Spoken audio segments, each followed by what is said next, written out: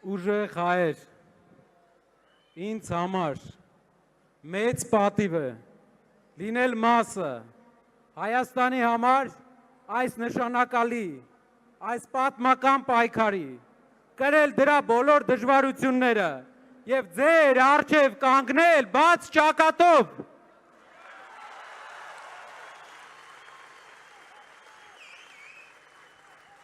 Մեկ տարվա ընթացքում մենք ունեցել ենք շատ հետաքրքիր տարի, ամեն օր մի հետաքրքիր մարտահրավեր,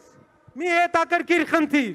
բայց բոլոր խնդիրները հաղթահարել ենք պատվով և դրա ապացույցը այն է, որ բոլորս իրար հետ այսօր Հանրապետության հրապարակը ողողել ենք դրական էներգիայով։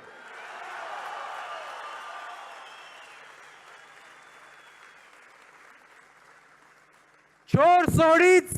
մեր պատմության համար վճռորոշ օր է, 4 օրից հանրաքվե երկու բանի մասին, շարունակում ենք այսպես, շարունակում ենք թույլ մնալ,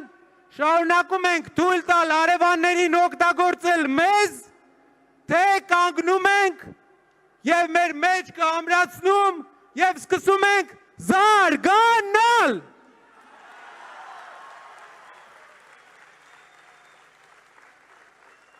Հանրաքվե է նրա մասին, թե թույլ ենք տալու փոքրիկ խմբակի պարտված ղեկավարին, թողել, որ Հայաստան մտնեն ադրբեջանցիներ, թե պահելու ենք մեր հայրենիքի վերջի մնացած հողը հայկական։ Հանրաքվե է նրա մասին, թե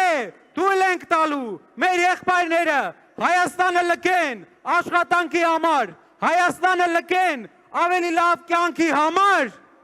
թե վերակառուցելու ենք մեր քանդած երկիրը և ուժեղացնելու ենք մեր երկրի տնտեսությունը, բարեկեցություն ենք բերելու հայ ընտանիքներին և այնպես ենք անելու, որ հայերը էլ չգնան։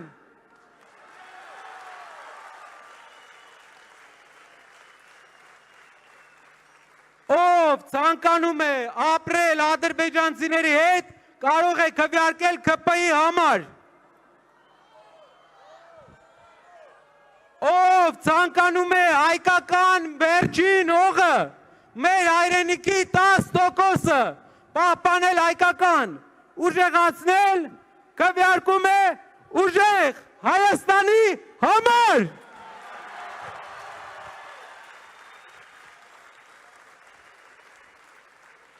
Իմ հայրենակիցներ, ես ուզում եմ ձեզ մի բան ցույց տալ։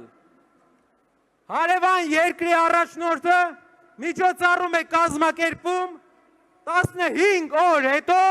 Մեղրիից 10 կիլոմետր հեռավորության վրա, որտեղ Նախիջևանում նրանք հայտարարում են ֆորում արևմտյան ադրբեջանցիների վերադարձի մասին իրենց կարծիքով։ Սա լինելու է ընտրությունից ընդամենը 11 օր հետո Ադրբեջանի ղեկավարը, Ադրբեջանի նախագահը հայտարարել է 3 ամիս առաջ, որ իրենք պետք է վերադառնան այստեղ ոչ թե տանկերով, այլ ավտոմեքենաներով, որ իրենք պետք է իբր վերադառնան իրենց պատմական հողեր, բառացի։ Ադրբեջանի հոգևոր առաջնորդը հայտարարել է, որ Հայաստանում կան 400 մզկիթ, որ պետք է վերակառուցվի։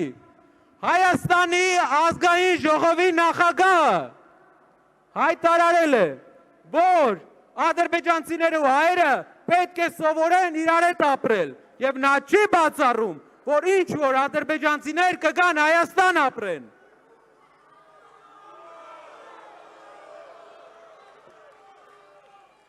Հայաստանի սոցապ նախարարը, մեր երկրի սոցապ նախարարը կանգնում է ազգային ժողովի ամբիոնից և ասում է, որ մենք պետք է սովորենք միատարր ազգ որպես ապրենք։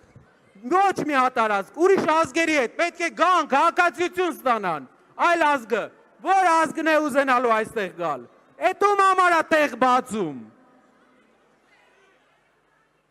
Ինչն է մեր ծրագիրը։ Մեր ծրագիրը դեմ կանգնելն է դրան, մենք ցույց ենք տալի ձեզ մի փաստաթուղթ, որը կբաժանվի ձեզ։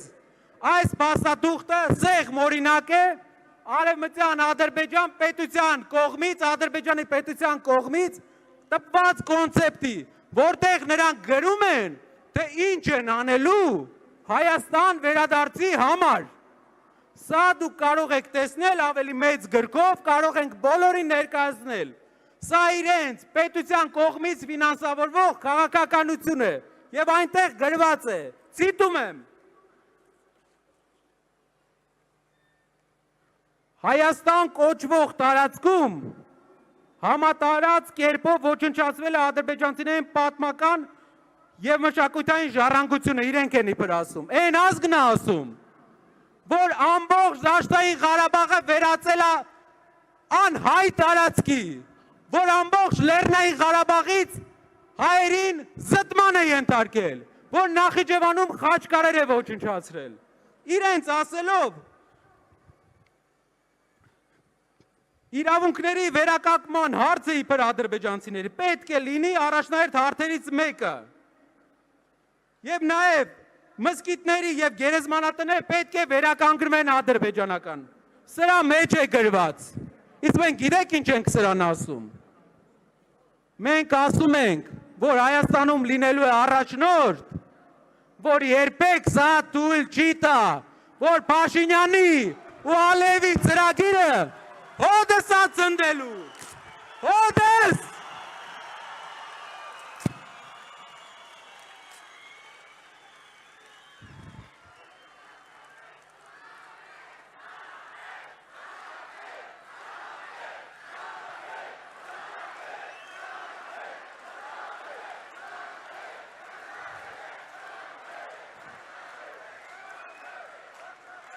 Գնացեք հանրաքվեի,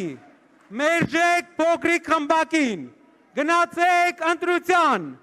լուծեք Հայաստանի ամենակարևոր հարցը, հայկականության հարցը, 4 օր ձեր շրջապատին ասեք, խնդրում եմ, գնացեք, որ գնան։